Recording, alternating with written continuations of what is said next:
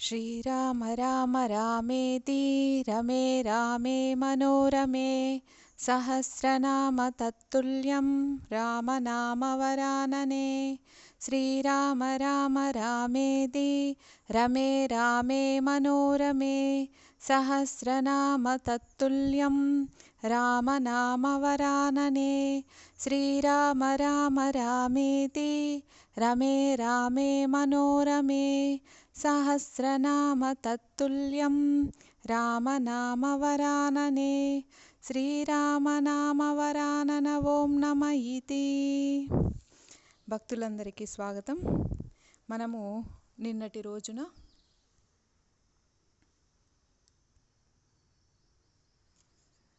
హరే కృష్ణ. ప్రభుజీ చేయెత్తారా?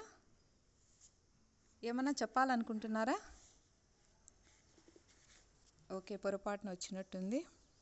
మనము నిన్నటి రోజున రాముని యొక్క పట్టాభిషేకానికి సంబంధించినటువంటి ఏర్పాట్లను గురించి దశరథ మహారాజు గారు ఏ విధంగా సుమంత్రునికి వశిష్ఠునికి పురమాయించడం, తర్వాత వాళ్ళ యొక్క ఉపవాస దీక్ష గురించి వివరించటం, తర్వాత పురజనులందరూ కూడా ఏ విధంగా సంతోషంగా సంబరాలు జరుపుకుంటున్నారు. మరి ఇలా ఉండగా దశరథ మహారాజు యొక్క ఆ రోజు ఆ సమయం ఎలా గడిచింది అనే విషయాన్ని మనం చెప్పుకుంటూ ఉన్నాము. అక్కడ దశరథ మహారాజు ఈ ఏర్పాట్లన్నిటినీ పరిశీలించిన తర్వాత గదిలోకి ప్రవేశించాడు. ఎక్కడికి? కైకేయిని చూడగోరి ఆమె యొక్క సౌధానికి తిరిగి వచ్చారు. దీన్ని బట్టి మనకేమర్థమవుతుందంటే, ఇక్కడ వాళ్ళ నాన్నగారికి ఇచ్చినటువంటి మాట గురించి కైకేయికి తెలిసినట్టు మనకు అనిపించదనమాట. తెలిస్తే మరి ఆ మాట నిలుపుకోవాలని కైకేయి అడుగుతుందని దశరథ మహారాజు వచ్చి ఉండేవాడు కాదు కదా. కానీ ఆయన అక్కడికి వచ్చాడనమాట. కైకేయిని చూడాలని ఆమె యొక్క రాజభవనానికి వచ్చారు. మామూలుగా మనం ఏదైనా సరే, ఇప్పుడు నాన్నగారికి ఏదైనా ప్రమోషన్ వచ్చిందనుకోండి, సంతోషంతో వెంటనే అమ్మగారికి చెప్పడానికి వస్తారు కదా. మరి ఏదైనా మంచి శుభవార్త చెప్పాలి అని వచ్చి చెప్తూ ఉంటారు. అలాగే ఇక్కడ కూడా దశరథ మహారాజు రాముని యొక్క పట్టాభిషేక మహోత్సవం గురించి ఎంతో సంతోషంగా చెప్పాలి అనేసి ఇక్కడ కైకేయి యొక్క మందిరానికి వచ్చాడు. అయితే అక్కడ దశరథ మహారాజుకు ఆమె కనిపించకపోయేసరికి కైకా అంటూ ఆమెను వెతుకుతూ ఉంటాడు. ఉంటే అప్పుడు అక్కడ ఉన్నటువంటి ఒక దాసిని అడుగుతారనమాట, కైకేయి ఎక్కడ ఉంది అని. అడిగితే ఆమె చెప్తుంది, మహారాణి అలకా గృహంలోకి వెళ్ళింది అని చెప్తుంది. అలా చెప్పగానే దశరథ మహారాజుకు చాలా ఆందోళన కలుగుతుంది. ఎందుకు ఇలా జరిగింది? ఇంతవరకు ఎప్పుడు ఇలా జరగలేదు, ఇప్పుడు ఇలా జరగడానికి కారణం ఏమిటి అని ఆయన కొంతవరకు హడావిడిగా అక్కడికి వెళ్తారనమాట. వెళ్ళి గదిలోకి ప్రవేశిస్తే అక్కడ కైకేయి కటిక నేలపైన పడి ఉండటం ఆయన చూస్తాడు. చూసి చాలా బాధపడతారు. ఎందుకంటే ఆమె చాలా ప్రియమైనటువంటి రాణి రాజుకు. మరి ఆమె ఆభరణాలు, దండలు అన్నీ కూడా చుట్టూ పడి ఉంటాయి. ఆమె చూడ్డానికి ఎలా ఉంది అప్పుడు అంటే, దివి నుండి భువికి పడినటువంటి అప్సరసలాగా ఉంది. అయితే అప్పుడు దశరథ మహారాజు కైకేయిని పట్టుకుని మోకాల మీద కూర్చొని అడుగుతున్నారనమాట. ఏమిటిది కైకా, నీకు వచ్చిన బాధ ఏమిటి? నువ్వెందుకు ఇంత విషాదంగా ఉన్నావు? ఏమిటి పరిస్థితి అని చాలా బాధతో అడుగుతున్నారు. చెప్పు, నీకు ఎలాంటి బాధ ఉన్నా సరే నేను దాన్ని తొలగించడానికి సిద్ధంగా ఉన్నాను. నేను నిన్ను చాలా శ్రద్ధగా చూసుకుంటున్నాను కదా, మరి నువ్వెందుకు ఇలా ఉన్నావు? నువ్వేమన్నా నీ సవతులతో గొడవ పడ్డావా? లేకపోతే నీకు కోపం తెప్పించే పని ఎవరైనా చేశారా? చెప్పు ప్రియతమా అని ఆయన చాలా ప్రేమగా అడుగుతున్నాడనమాట. అప్పుడు ఆయన చెప్తున్నాడు, నేను ఇప్పుడు మహారాజు స్థానంలో కాదు, నేను నీకు దాసుడిగా అనుకో. దాసుడు ఎలాగైతే ఏం చెప్తే అది చేస్తాడో, అలా నువ్వు ఏం చెప్తే అది నేను చేయడానికి సిద్ధంగా ఉన్నాను అని దశరథ మహారాజు చెప్తారు. ఆ విధంగా ఆమెకు సంతోషం కలిగించాలని ఎంత ప్రయత్నం చేసినా కూడా ఆమె పలకదనమాట, మౌనంగా ఉంటుంది. అప్పుడు ఆయన పిలుస్తున్నారు, దయచేసి నువ్వు మాట్లాడు, నీకు ఏమి విషయంలో నీకు బాధగా ఉంది చెప్తే నేను ఎలాగైతే సూర్యుడు ఉదయాన్నే మంచును మాయం చేస్తాడో ఆ విధంగా నీ యొక్క బాధను కూడా నేను దూరం చేస్తాను అంటూ ఆయన అడుగుతున్నాడనమాట.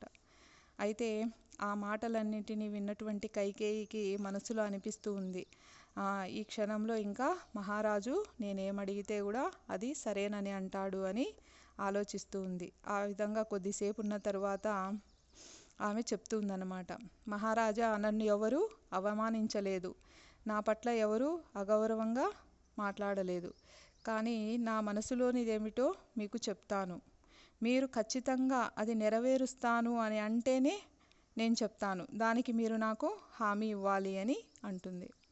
అప్పుడు దశరథ మహారాజు చాలా ప్రేమగా ఆమెను దగ్గరికి తీసుకొని చెప్తారనమాట, చూడు, రాముడు అంటే నాకు చాలా ఇష్టం, రాముని కన్నా అధికంగా నేను ఎవ్వరినీ ప్రేమించలేను, అలాంటి రామునిపైనే ఒట్టు వేసి చెప్తున్నాను, నీకు కావాల్సిందేంటో చెప్పు, నువ్వు సంకోచించొద్దు, తప్పకుండా నేను నెరవేరుస్తాను, నేను ఒట్టేసి చెప్తున్నాను కదా, చెప్పు అని బ్రతిమాలుతాడు.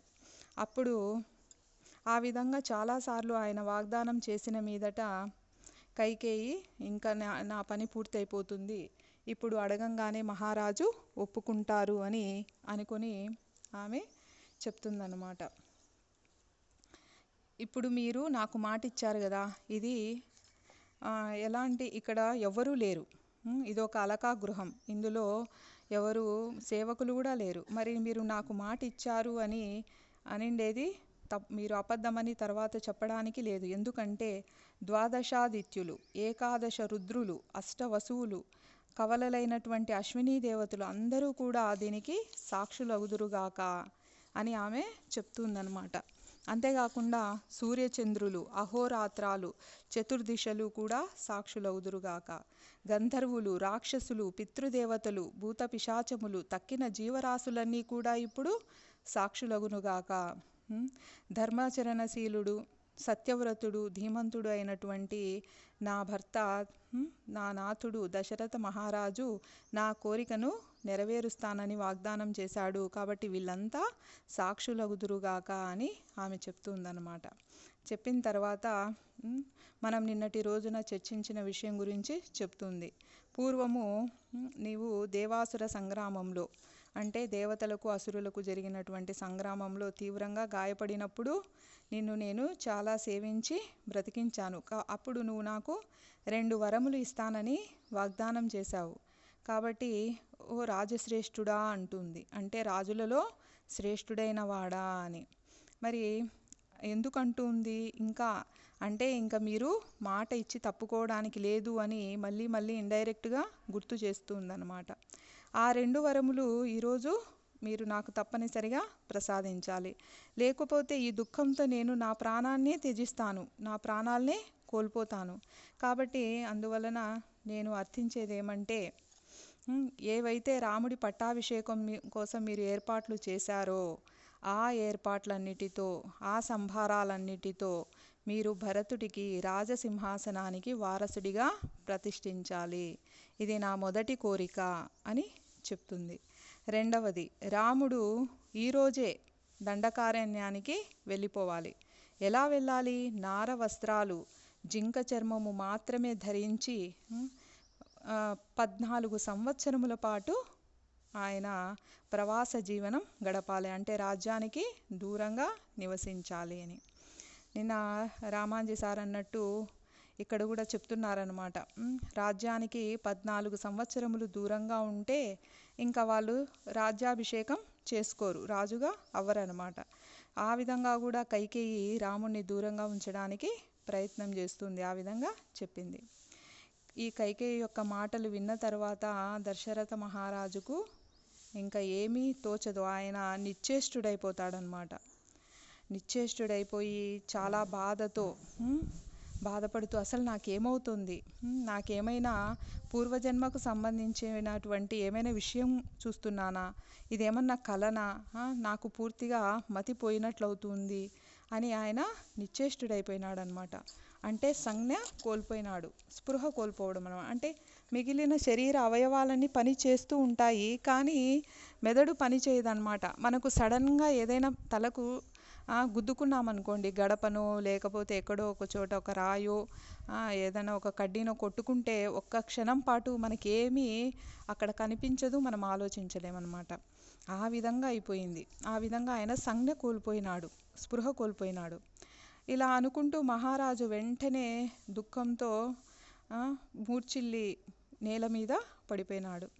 తర్వాత కొద్దిసేపటికి ఆయన నిదానంగా పైకి లేచి చాలా బాధపడుతూ ఉన్నాడనమాట. ఆ పరిస్థితి ఎలా ఉందంటే దశరథ మహారాజుకు భరించడానికి సాధ్యం కానంత బాధగా కనిపిస్తుంది. ఎందుకంటే మన శరీరము కొంతవరకు మాత్రమే బాధను సహించగలుగుతుంది, అంతకన్నా బాధను మన శరీరము సహించలేదు. మనము కొన్నిసార్లు చెప్తూ ఉంటాం అన్నమాట, ఎవరైనా గుండెకి సంబంధించిన వ్యాధులు ఉన్న వాళ్ళకు కూడా మరీ సంతోషకరమైన విషయం చెప్పొద్దండి, మరీ బాధాకరమైన విషయం చెప్పొద్దండి అని. ఎందుకంటే మామూలుగా అలా వ్యాధి లేకపోయినా కూడా ఇప్పుడు చాలామంది వచ్చి ఒకవేళ ఎవరినైనా కొడుతున్నారనుకోండి, కొంతవరకు మాత్రమే ఆ నొప్పి తెలుస్తుంది, ఆ తర్వాత స్పృహ కోల్పోతారు, ఆ తర్వాత మనకేం తెలియదు. ఆ విధంగా కొంతవరకు మాత్రమే మన శరీరం భరించగలుగుతుంది. కాబట్టి అక్కడ దశరథ మహారాజు అంటున్నాడు, ఈ పరిస్థితి అసలు భరించడానికి సాధ్యం కానంత బాధగా నాకు కనిపిస్తుంది అని. ఆయన మళ్ళీ మూర్ఛపోయి చాలాసేపటికి మళ్ళీ స్పృహలోకి వస్తాడనమాట. వచ్చి ధైర్యాన్నంతా కూడగట్టుకొని ఆయన హృదయం చాలా ఒక అగ్నిహోత్రంలాగా మండుతుందన్నమాట. ఆ బాధతో, తీవ్రమైన ఆందోళనతో ఆయన దశరథ మహారాజు కైకేయిని ఇలా చెప్తున్నాడనమాట, ఓసి దుష్టురాలా, నా వంశాన్నంతటిని నువ్వు నాశనం చేయడానికే నిశ్చయించుకున్నావా? అందుకే ఇలాంటి కుటిలాన్ని పన్నినావా? మరి ఇందుకు తగ్గ పాపం నేనేం చేశాను? రాముడు నీకు చేసిన అపచారం ఏంటి? రాముడు తన తల్లి కౌసల్య కన్నా నిన్నే ఎక్కువగా ప్రేమిస్తాడు కదా, మరి నువ్వెందుకు అలా మాట్లాడుతున్నావు? నువ్వు కూడా భరతుని కన్నా కూడా రాముణ్ణి ఎక్కువగా ప్రేమించావు కదా, మరి అలాంటప్పుడు ఇలా ఎందుకు నీకు ఆలోచన వచ్చింది? కాబట్టి అసలు రాముడు లేకపోతే నేను అసలు జీవించలేను. అవసరమైతే నా భార్యను వదులుకోమంటావా? కౌసల్యను వదిలేస్తాను. సుమిత్రను వదిలేయమంటావా? వదిలేస్తాను. ఈ రాజ్యాన్ని వదిలేయమంటావా? వదిలేస్తాను. కానీ రాముడిని మాత్రం నేను విడిచి ఉండలేను అని ఆయన బాధపడతారనమాట. ఆయన అంత క్రోధావేశాన్ని అంతా కూడా వెళ్ళగక్కినా కూడా ఆమె ఉలకదు పలకదు. అప్పుడు మహారాజు, మనం ఏం చేస్తాం, గట్టిగా అరిచి చెప్తాం, వినకపోతే కనీసం సముదాయిద్దాం, అప్పుడైనా వింటారేమో అనుకుంటాం. అలాగే ఇక్కడ కూడా దశరథ మహారాజు మళ్ళీ వెంటనే వినయంగా చెప్తున్నారనమాట. శిరస్సును, ఆమె యొక్క శిరస్సు, మహారాజు యొక్క శిరస్సును కైకేయి యొక్క పాదాలకు ఆనిచ్చి మరీ స్పృశించి మరీ చెప్తున్నారు, నా ప్రియమైన రాణి, ఈ భయంకరమైనటువంటి నిర్ణయాన్ని నువ్వు వదిలిపెట్టు. రాముడు సకల సద్గుణ సంపన్నుడు, ఆయన గుణాలు ప్రజలందరి చేత శ్లాఘించబడుతున్నాయి. ఆయన గురించి మనందరికీ తెలుసు. మరి అటువంటి దయార్థ హృదయుడైనటువంటి రాముడు, ఆయన గొప్ప క్షమాశీలి, ఎవరినైనా క్షమించగలిగేవాడు, సత్యవ్రతుడు, మృదు స్వభావి. వీటన్నింటి గురించి మనం వివరంగా చర్చించుకుని ఉన్నాం. వాటన్నిటినీ చెప్తున్నాడు, గుర్తు చేస్తున్నాడు కైకేయికి. ఆయన కర్తవ్యపరాయణుడు, సకల జనుల యొక్క శ్రేయోభిలాషి అయినవాడు. మరి ఈయన నీ తనయుడు అంటే నీ కుమారుడు ఉన్నాడు కదా భరతుడు, నిన్ను ఏ విధంగా అయితే సేవిస్తాడో అంతకన్నా ఎక్కువగా రాముడు నిన్ను సేవించాడు. నువ్వు అంత పట్టుదలగా ఉండొద్దు. భరతునికి సింహాసనాన్ని ఇవ్వడానికి నేను సిద్ధంగా ఉన్నాను, అయితే రాముణ్ణి మాత్రం నువ్వు అరణ్యాలకు పంపొద్దు. దాన్ని నేను ఎప్పటికీ ఊహించలేను. ఒకవేళ నువ్వు రాముడిని అలా నన్ను కాదని అరణ్యాలకు పంపితే నేను ప్రాణాలతో ఉండను. కాబట్టి ఎప్పుడూ కూడా రాముడు నీతో ఒక్క మాటైనా పరుషంగా మాట్లాడా? నువ్వు ఒక్కసారి గుర్తు చేసుకో, నువ్వెందుకు ఇలా పట్టుబడుతున్నావు అని ఆయన ఎంతో బ్రతిమాలుతున్నారనమాట. నా ప్రియమైన రాణి, నా మీద దయచూపు అని ప్రాధేయపడుతున్నాడు. ఒక మహా చక్రవర్తి ఆ విధంగా ప్రాధేయపడుతున్నాడు. కాబట్టి సంతోషంలో ఉన్నప్పుడు మాట ఇవ్వకూడదు అని అంటుంటారు. మనం అనాలోచితంగా ఇవ్వకూడదు అని. ఇక్కడ అది జరిగిపోయింది. మరి కావాలంటే నువ్వు ఏదైనా వరం అడుగు, ఈ సమస్త భూతలమంతా నీకు ధారపోయమంటావా, నేను ధారపోసేస్తాను, కానీ ఈ ఒక్క కోరిక మాత్రం నువ్వు కోరద్దు. రాముణ్ణి రాజ్య బహిష్కరణ చేస్తే నేను ఖచ్చితంగా చనిపోతాను. ఇది ఎలా ఉందంటే నువ్వు చెప్పేది, బాగా అన్నం వండి తిందామని కూర్చుని అందులో విషం కలిపి తిని చనిపోయినట్లుగా ఉంది. ఇంత బాగా రాముణ్ణి పెంచి రాముడు ఒక సుగుణాభి రాముడు అయిన తర్వాత అతన్ని తీసుకెళ్ళి అడవుల్లో వదిలేయమనడం అలా ఉంది. కాబట్టి ఇలాంటి అత్యంత క్రూరమైనటువంటి చర్యను చేయడానికి నువ్వు సాహసించద్దు, ఇంతటితో ఈ పట్టును నువ్వు వదిలేసేయి అని బ్రతిమాలుతూ ఉన్నాడనమాట. ఇంకా ఈ విధంగా చెప్తున్నాడు. హృదయ విదారకంగా ఏడుస్తూనే ఉన్నాడు. ఆయన ఏడ్చి ఏడ్చి కళ్ళు వాచిపోయాయన్నమాట, ఎర్రగా అయిపోయాయి. అయినా కూడా కైకేయి ఏమాత్రం చెలించలేదు. తన నిర్ణయాన్ని దృఢంగా పట్టుకునిందనమాట. తన నిర్ణయాన్ని ఇంకా మార్చుకోలేదు, ఆ నిర్ణయానికే కట్టుబడి ఉంది. మరి ఆమె మళ్ళీ చెప్తూ ఉందన్నమాట, నువ్వేమో వరములు ఇస్తానని నాకు వాగ్దానం చేశావు, ఇప్పుడేమో ఇవ్వలేనని వెనకడుగేస్తున్నావు. మరి అలా చేయడం ఎంతవరకు న్యాయం? నీ వంశంలో ఉన్నటువంటి శిబిచక్రవర్తి ఏం చేశాడు? ఒక పావురాన్ని రక్షించడానికి ఏదైతే ఒక డేగ ఆ పావురాన్ని తిందామని దాని వెనకబడిందో, అప్పుడు ఆ డేగకు చెప్పాడనమాట శిబిచక్రవర్తి, ఈ పావురాన్ని వదిలేయి, కావాలంటే నా శరీరంలో ఆ పావురం ఎంత బరువుందో అంత మాంసాన్ని తీసిస్తాను అని ఆయన చెప్తాడు. ఆ విధంగా చేస్తాడు. మరి అంత గొప్ప చక్రవర్తులు పుట్టినటువంటి వంశంలో నువ్వు పుట్టావు కాబట్టి నువ్వు ఇచ్చిన మాట నిలబెట్టుకోకపోతే నీ యావత్ వంశగౌరవం అంతా కూడా కలంకితమైపోతుంది. అందుకని నువ్వు ఖచ్చితంగా ఈ వాగ్దానాలను నెరవేర్చాల్సిందే అని పట్టుబట్టింది. ఈ విధంగా మాట్లాడుతూ ఉంటే అప్పుడు ఇంకా రాజుకు చాలా కోపం వస్తుంది, దశరథ మహారాజుకు. ఈమె యొక్క దురాశను చూసి ఆయన ఇంకా ఏమీ మాట్లాడలేకపోతూ ఉంటాడనమాట. అప్పుడు ఆమె ఇంకా ఇలా మాట్లాడుతుంది, అసలు నీ అసలైన ఉద్దేశం ఏంటి? రాముణ్ణి రాజుగా ప్రతిష్ఠించి నన్ను నా కొడుకును తరిమేయటమే కదా నీ ఉద్దేశం? మమ్మల్ని అడ్డు తొలగించుకోవాలనే కదా నువ్వు ఇలా చేసింది? మరి మిగిలిన జీవితం అంతా కౌసల్యతోనే గడపాలని కదా నువ్వు భరతుడు లేనప్పుడు ఈ విధంగా చేశావు. కాబట్టి నేను ఈ వాగ్దానాన్ని నా వరాలను వెనక్కి తీసుకోను. నువ్వు ఇచ్చినటువంటి వాగ్దానము నువ్వు నిలుపుకోకుంటే ఇప్పుడే నేను విషం తాగి మరణిస్తాను అని శబ్దం చేస్తున్నాను అని అంటుందన్నమాట. ఆ విధంగా ఆమె మాట్లాడుతూ ఉంటే ఇంకా దశరథ మహారాజు ఏం మాట్లాడాలో అర్థం కాక అలా శూన్యంలోకి చూస్తూ మళ్ళీ ఒకసారి ఆయన మూర్ఛపోతాడు. ఆ విధంగా మూర్ఛపోతూ రామా రామా అంటూ ఆయన కలవరిస్తూ ఉంటారనమాట. తర్వాత కొద్దిసేపటికి కొంచెం తెలివి వస్తుంది, వచ్చి మళ్ళీ కైకతో మాట్లాడుతున్నారనమాట. ఓసి దుర్మార్గురాల, దుష్ట ప్రవృత్తి కలిగి ఉన్నదానా, నువ్వు అసలు ఎలా అడుగుతున్నావు ఇలా?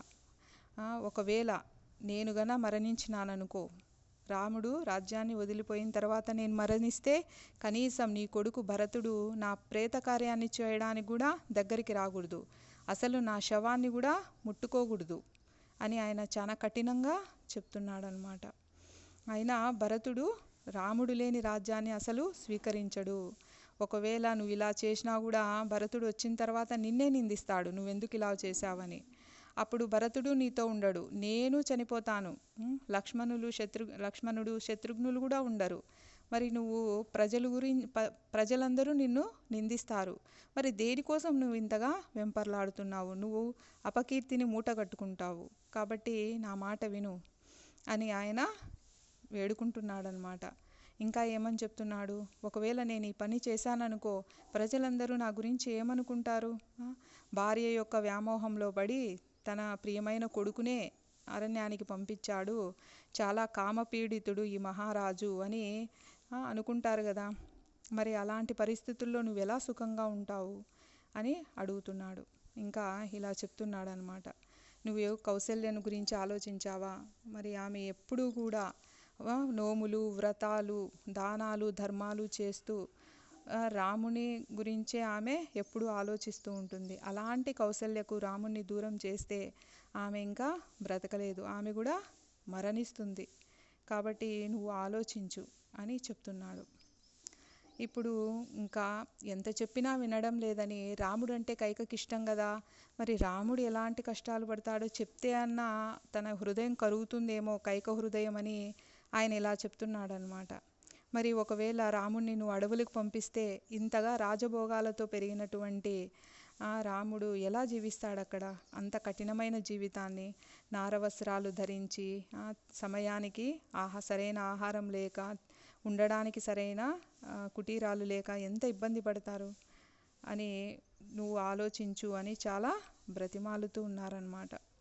అయితే ఎంత చెప్పినా కూడా కైక ఎలాంటి మార్పు రాలేదు కైకలో. ఇంకా నువ్వు ఏమన్నా చెయ్యి, నేను మాత్రం నీ కోరికను నెరవేర్చేదే లేదు అని అంటున్నాడు దశరథ మహారాజు. ఆ విధంగా ఉన్నప్పుడు ఇంకా ఆయన ఏడ్చి ఏడ్చి మళ్ళీ మూర్ఛపోయాడు. తర్వాత ఆయన అనుకుంటున్నాడు అన్నమాట దశరథ మహారాజు, స్త్రీలు ఎంత స్వభావం కలిగిన వాళ్ళు కూడా ఉంటారు, వాళ్ళు క్రూరులు, కుటిలురు, స్వార్థపరులు కూడా ఉంటారు. చూడండి, ఇక్కడ కౌసల్యాదేవి ఎంత ధర్మపరాయణిగా ఉంది, కైక అంత క్రూరంగా ఉంది. కాబట్టి ఇలాంటి వాళ్ళు కూడా స్త్రీలలో ఉంటారా అని ఆయన ఆశ్చర్యపోతున్నాడు అన్నమాట.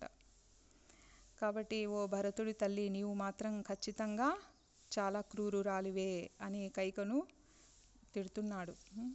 నీ కోరికలు ఇంత దుష్టమైనవి, వాటిని నేను తీర్చేదే లేదు. నీ ఇష్టం వచ్చినట్టు నువ్వు ఏడ్చు, కావాలంటే విషం తీసుకో, నన్ను బెదిరించినా కూడా నేను మాత్రం రాముణ్ణి మాత్రం అడవులకు పంపేదే లేదు అని ఆయన చెప్పేశాడనమాట. ఆ విధంగా చెప్తూ ఉంటే ఆయన ఇంకా మాట్లాడడానికి శక్తి కూడా లేకుండా అయిపోతుంది. చాలా వృద్ధుడు, అందులో ఇంకా రాత్రంతా ఈ వాగ్వివాదమే జరుగుతుందన్నమాట. అప్పుడు కైకేయి నిర్లక్ష్యంగా తలను ఇంకోవైపుకు తిప్పుకుంది. ఆమె ఏం పలకలేదన్నమాట. ఈ విధంగా జరుగుతూ ఉంది. అయితే అక్కడ ఏం జరుగుతుంది, బయట వశిష్ఠ మహాముని రాజ్యాభిషేకానికి అన్ని ఏర్పాట్లు చేశాడనమాట.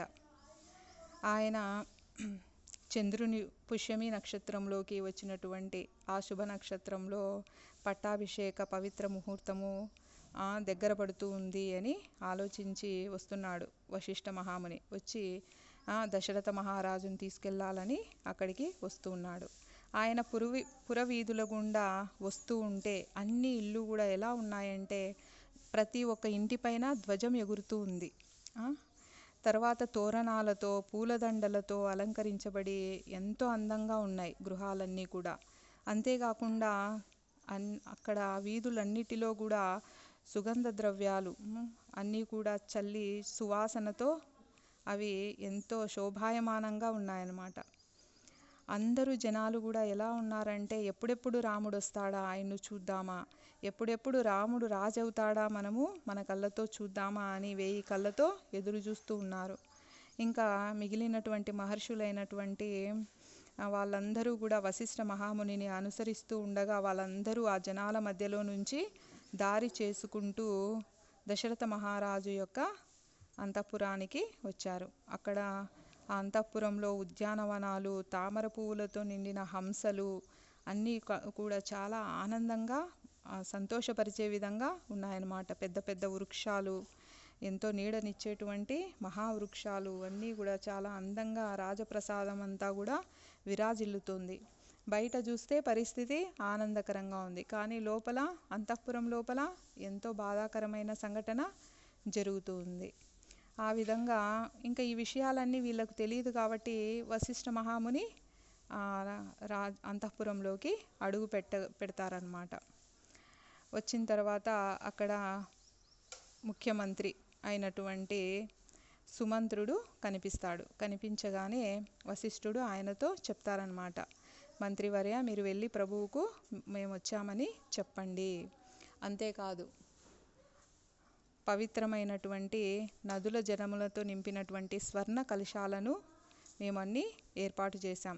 యజ్ఞ సమయంలో రాముడు కూర్చోవడానికి పవిత్రమైనటువంటి కలపతో తయారు చేసినటువంటి ప్రత్యేకమైన పీఠమును కూడా తీసుకొని వచ్చాం. పట్టాభిషేకానికి కావలసిన నవధాన్యాలు, పరిమళ లేపనాలు, విలువైన రత్నాలను కూడా మేము వెంట తెచ్చాము. యజ్ఞంలో ఉపయోగించవలసినటువంటి తేనె, పెరుగు, దుంపలు, నెయ్యి, పాలు, సుగంధ ద్రవ్యాలు, పుష్పములు, మరమరాలు, దర్భలు అన్నీ కూడా మేము సేకరించి తెచ్చాము. ఇవే కాకుండా ఇంకా అష్టకన్యలు, అనేక అద్భుతమైన ఏనుగులు, 4 గుర్రాలతో లాగబడుతూ ఉన్నటువంటి అద్భుతమైనటువంటి రథాన్ని కూడా తీసుకొని వచ్చాము. ప్రత్యేకమైన ఖడ్గమును, ధనస్సును, బోయిలతో కూడిన పల్లకీని, చంద్రుని తలపించేటట్లు ఉన్నటువంటి తెల్లగా ఉన్నటువంటి శ్వేత ఛత్రాన్ని, 2 వింజామరలు అంటే విసనకర్రలాగా ఉంటాయి కదా, రాజుకి ఇటువైపు అటువైపు విసురుతూ ఉంటారు, అలాంటి 2 వింజామరలను, ఒక పవిత్రమైన వృషభము ఎద్దును, చెక్కిన సింహాసనములతో, అంటే ఇవన్నీ కూడా సింహాసనం ఎలా ఉందంటే అందంగా చెక్కబడినటువంటి అలంకరించబడినటువంటి సింహాసనమును కూడా మేము వెంట తీసుకొని వచ్చాము. కాబట్టి అన్నీ కూడా యజ్ఞానికి ఏవైతే కావాలో అవన్నీ సేకరించాం. కాబట్టి ఇంకా మనకు పుష్యరాశిలో చంద్రుడు పూర్తిగా ప్రవేశిస్తూనే మనము ఈ పట్టాభిషేక మహోత్సవాన్ని ప్రారంభించడానికి వీలుగా రాముణ్ణి తీసుకొని దశరథ మహారాజును దయచేసి రమ్మని చెప్పండి అని సుమంత్రునితో వశిష్ఠుడు చెప్తున్నాడనమాట. అప్పుడు ఆ రాజభవంతిలోకి సుమంత్రుడు వెళ్తాడు. వెళ్తే అక్కడ కైకేయి కూర్చుని ఉన్నటువంటి గదిని చేరుకుంటాడు. కానీ సుమంత్రునికి తెలియదు కదా అక్కడ ఏం జరిగిందో. ఆయన చాలా ఆనందంతో అక్కడ ఉన్నటువంటి దశరథ మహారాజును చూస్తాడనమాట. ఆ సుమంత్రుణ్ణి చూడగానే దశరథ మహారాజు బాధ ఇంకా పెరిగిపోతుంది. మనం చూడండి, ఇప్పుడు ఏదైనా బాధలో ఉన్నామనుకోండి, మన సొంత వాళ్ళు, ఇప్పుడు కొత్తగా పెళ్ళైనటువంటి అమ్మాయి అత్తగారింటికి వెళ్ళినప్పుడు కానీ, అంటే అక్కడ కష్టాలు ఉన్నాయని కాదు, కానీ ఎవరైనా మన వాళ్ళు అనేవాళ్ళు కనిపిస్తూనే వాళ్ళకి ఏమవుతుంది, ఇంకా బాధ అంతా బయటకు వచ్చేసి ఏడ్చేస్తారనమాట. అలాగా ఇక్కడ కూడా ఏం చేస్తున్నాడు దశరథ మహారాజు, సుమంత్రుణ్ణి చూడగానే ఒక్కసారిగా చాలా బాధ అయిపోతుందన్నమాట. ఇంకా బయటికి చెప్పలేడు విషయాన్ని. అప్పుడు సుమంత్రుని చూసి, నువ్వు నా హృదయాన్ని చాలా బాధిస్తున్నావు, నువ్వు ఇక్కడి నుంచి వెళ్ళిపో అని గట్టిగా అరుస్తాడనమాట. అప్పుడు సుమంత్రునికి ఏం అర్థం కాదు, ఏం జరిగింది ఇక్కడ అని అర్థం కాక ఆయన ఆలోచిస్తూ ఉంటాడు. మరి ఏం జరిగింది, ఎందుకు ఇలా జరిగింది అని ఆలోచిస్తూ ఉంటే అప్పుడు మళ్ళీ ఆయనే చెప్తాడనమాట. ఓహో, ఇంకా వీళ్ళకేం తెలియదు కదా, నేను ఇలా అరిస్తే వీళ్ళు అయోమయంలో పడిపోతారు అని, నువ్వు వెంటనే వెళ్ళి రాముణ్ణి ఇక్కడికి తీసుకొని రా అని చెప్తాడు. చెప్తే సుమంత్రుడు వెంటనే కొన్ని క్షణాల్లోనే రాముడి దగ్గరికి వెళ్తారనమాట. వెళ్ళి చూస్తే రాముడు ఎలా ఉన్నాడు అంటే, సాక్షాత్తు భగవంతుని అవతారమైనటువంటి శ్రీరామచంద్రుడు శ్వేత పద్మాలను ధరించి ఉంటాడు. తెల్లని కలువ పువ్వులతో ఆయన అలంకరించబడినటువంటి మాలలు వేసుకొని చాలా అందంగా ఉంటాడు. అంతేకాకుండా ఆయన దివ్య దేహం ఎలా ఉంటుంది అంటే స్వర్ణాభరణ భూషితమై ఉంటుంది. బంగారు నగలన్నీ కూడా మెరిసిపోతూ, అవన్నీ ధరించి ఆయన మెరిసిపోతూ ఉంటాడనమాట. పరిచారికులు ఇటువైపు అటువైపు విసనకర్రలు అంటే వింజామరలతో వీస్తూ చాలా భక్తితో ఆయనకు కానుకలు సమర్పిస్తూ ఉండగా, ఆయన చూడ్డానికి ఎలా ఉన్నాడు అంటే మనుష్య రూపంలో ఉన్నటువంటి రాముడు ఇప్పుడు నిజంగా మహావిష్ణువులాగే కనిపిస్తూ ఉన్నాడనమాట. నిజానికి ఆయన విష్ణువే కదా, మరి ఇప్పుడు ఆయన నిజస్వరూపం బయటికి వచ్చిందా అన్నట్లు ఎంతో అందంగా దేదీప్యమానంగా కనిపిస్తున్నాడు. అప్పుడు మహారాజు యొక్క ఆదేశముల గురించి చెప్తారనమాట సుమంత్రుడు. చెప్తే సరే అని రాముడు సీతతో అంటారనమాట. నాన్నగారు పట్టాభిషేక మహోత్సవానికి సంబంధించినటువంటి ఏదో ఒక శుభకరమైన విషయాన్ని గురించి చర్చించడానికి నన్ను పిలిచి ఉంటాడు అని చెప్పి బయలుదేరుతాడు. బయలుదేరుతూ ఉంటే అక్కడే ద్వారం వద్ద చేతులు కట్టుకొని రాముడి కోసం ఎదురు చూస్తూ లక్ష్మణుడు ఉన్నాడనమాట. మరి రాముడు తన సోదరుడైనటువంటి లక్ష్మణుణ్ణి వెంటబెట్టుకొని అయోధ్య వీధిలో గుండా వెళ్తూ ఉంటాడు తన తండ్రి దగ్గరికి. వెళ్తూ ఉంటే దారి పొడవునా ఈ జనులందరికీ ఈ విషయాలు ఏమీ తెలియవు కదా, అంతఃపురంలో జరిగినవి. కాబట్టి వాళ్ళందరూ ఇంకా రాముడికి పట్టాభిషేకం జరుగుతుందని మేళతాళాలతో అక్కడ ఉన్నటువంటి ప్రజలందరూ కూడా జయ జయధ్వానాలు చేస్తూ శ్రీరామచంద్ర ప్రభువుకి జై అని జయ జయధ్వానాలు చేస్తూ ఆయనను స్తుతిస్తూ ఆయన వెంటే వెళ్తున్నారనమాట. రాముడు ఎటు వెళ్తే ప్రజలు అటు వెళ్తూ ఉన్నారనమాట. అసలు ఆయనను చూస్తూ అలా ఉండిపోతున్నారు ప్రజలు. అసలు కళ్ళు తిప్పుకోలేకపోతున్నారు.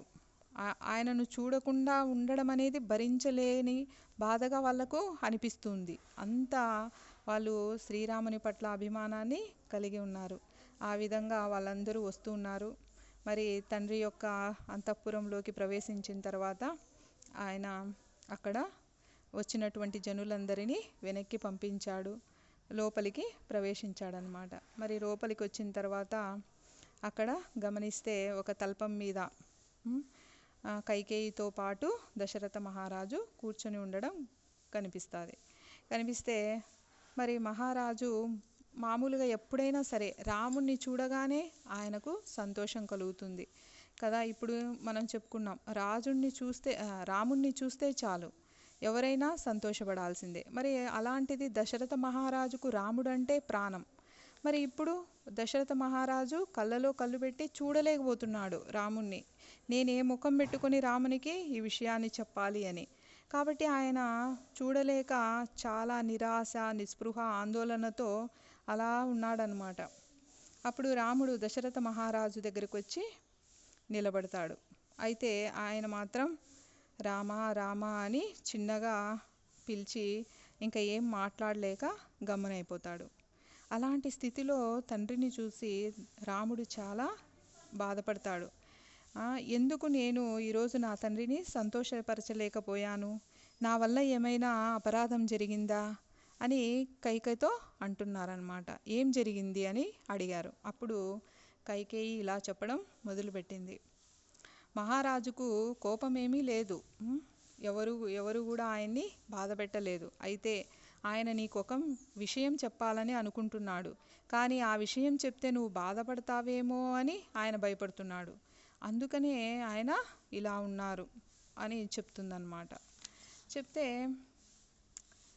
కానీ రాముడికి అర్థం కాదు. నేను ఏ రోజు నాన్నగారి మాట నేను కాదనలేదు కదా, మరి ఏదైనా సరే నాకు చెప్పడానికి ఇంతగా ఆయన బాధపడాల్సిన అవసరం ఏముంది? నేను ఎప్పుడు కూడా నాన్నగారి యొక్క ఆజ్ఞ ప్రకారం నడుచుకోవడానికి సిద్ధంగా ఉన్నాను. కాబట్టి ఆ మాట అనేసరికి రాముడు ఇలా చెప్తాడనమాట, నేను అగ్నిలో దూకమన్నా కూడా దూకడానికి సిద్ధంగా ఉన్నాను. అట్లాంటప్పుడు నాన్నగారు ఎందుకు బాధపడాలి?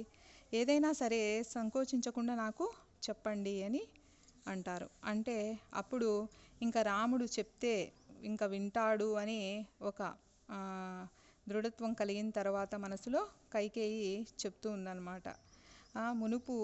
పూర్వము దేవతలు వాళ్ళకి సహాయం చేయడానికి మీ నాన్నగారిని తీసుకొని వెళ్ళారు. అప్పుడు శంబరాసురునితో యుద్ధం జరిగినప్పుడు మీ తండ్రి గారు చాలా తీవ్రంగా గాయపడ్డారు. ఆయనకు నేను ఎంతో శ్రద్ధతో పరిచర్యలు చేసినప్పుడు ఆయన ప్రాణములు నిలబడ్డాయన్నమాట. ఆ కృతజ్ఞతాభావంతో ఆ రోజు మీ నాన్నగారు నాకు 2 వరాలు ఇస్తానని చెప్పారు. అవసరం వచ్చినప్పుడు నేను తీసుకుంటాను అని చెప్పాను. ఇప్పుడు ఆ 2 వరములు నేను వాడుకోవాలని అనుకుంటున్నాను. మొదటిది భరతుడిని రాజసింహాసనానికి వారసునిగా ప్రతిష్ఠించాలని మీ తండ్రిని అడిగాను. ఇక రెండవది నిన్ను 14 సంవత్సరముల పాటు అడవులకు బహిష్కరించాలని. ఆ సమయంలో నువ్వు నారవస్త్రాలు ధరించాలి, జింక చర్మం ధరించాలి, జడలు కట్టినటువంటి శిరోజాలతో నువ్వు ఒక తపస్విలాగా ఉండాలి అని నేను మీ నాన్నగారిని అడిగాను. మరి నీ తండ్రి మాట తప్పి అసత్య మార్గంలో వెళ్ళిపోయి ఆ పాపాన్ని తనకు వచ్చేటట్టు చేసుకోకుండా నువ్వే చూసుకోవాలి, అంటే నువ్వే సర్ది చెప్పాలి అని చెప్తుందన్నమాట ఇక్కడ కైకేయి. కాబట్టి అలా మీ నాన్నగారు సత్య మార్గంలో ఉండేటట్టు చేయడం నీ విద్యుక్త ధర్మం అని ఇక్కడ రాముడికే బాధ్యతను అప్పగించేసింది. నువ్వే మీ నాన్నకు సర్ది చెప్పాలి అన్నట్టు. అప్పుడు ఆమె మాట విన్న రాముడు కొంచెం కూడా ఆయన బాధపడలేదన్నమాట, ఆందోళన పడలేదు. ఎందుకు అంటే రాముడు స్థితప్రజ్ఞుడు. ఆయన బాధలు వచ్చినప్పుడు కుంగిపోడు, సంతోషాలు వచ్చినప్పుడు పొంగిపోడు. కాబట్టి ముందు రోజు రాత్రి రాజ్యం ఇస్తానన్నాడు, సరేనన్నాడు. మరుసటి రోజు ఉదయం రాజ్యం లేదన్నాడు, సరేనన్నాడు. ఆయన ఏమీ బాధ అనేది పడలేదు. కానీ మనము ఒక్క చిన్న విషయాన్ని కూడా మనము జీర్ణించుకోలేమన్నమాట. మనది కానిదైనా కూడా మనకే కావాలని మనము పోరాడతాం. కానీ ఇక్కడ రాజు తనదైనా కూడా నాకు అవసరం లేదు అన్నట్లు ప్రవర్తిస్తున్నాడు. కాబట్టి ఇంకా ఆయన ఎలాంటి బాధ పడలేదన్నమాట. ఆయన చెప్తున్నాడు ప్రియజనని అని, అంటే ప్రియమైన అమ్మ, నీవు కోరినట్లే నేను తక్షణమే అడవులకు వెళ్ళిపోతాను. భరతుణ్ణి పిలిపించడానికి మీరు ఎవరైనా దూతలను పంపించెదరుగాక. అంటే వెంటనే భరతునికి సింహాసనాన్ని ఇచ్చేయండి, నేను వెంటనే అడవులకు వెళ్ళిపోతాను. మీరు తండ్రి గారు ఎప్పుడూ కూడా మీ యొక్క ఆశీస్సులు నా పైన ఉంటే చాలు. కాబట్టి మీరు నా మీద ఎలాంటి దురభిప్రాయం పెట్టుకోవద్దండి. రాముడు చెప్తే చేయడేమో అని అసలు మీరు ఆలోచించొద్దు అని ఆయన చెప్తూ చాలా ఆనందంగా కైకేయి ఎలాంటి స్థితిలో ఉందంటే చాలా ఆనందంగా ఉంది. అమ్మయ్య, ఇంకా నా సమస్యకు పరిష్కారం దొరికింది అని. ఆ విధంగా ఆనందంగా ఉన్నటువంటి కైకేయి వైపుకు తిరిగి ఆమెకు పాదాభివందనాలు చేసి తండ్రి దగ్గరికి వెళ్తాడనమాట. వెళ్తూ ఉంటే దశరథ మహారాజు ఇంకా దుఃఖాన్ని ఆపుకోలేక ఆయన మళ్ళీ మూర్ఛిల్లి కింద పడిపోతాడు. అప్పుడు రాముడు నిదానంగా ఆయనను పైన కూర్చోబెట్టి, మీరు ఈ విధంగా బాధపడము చాలా బాధాకరమైన విషయము.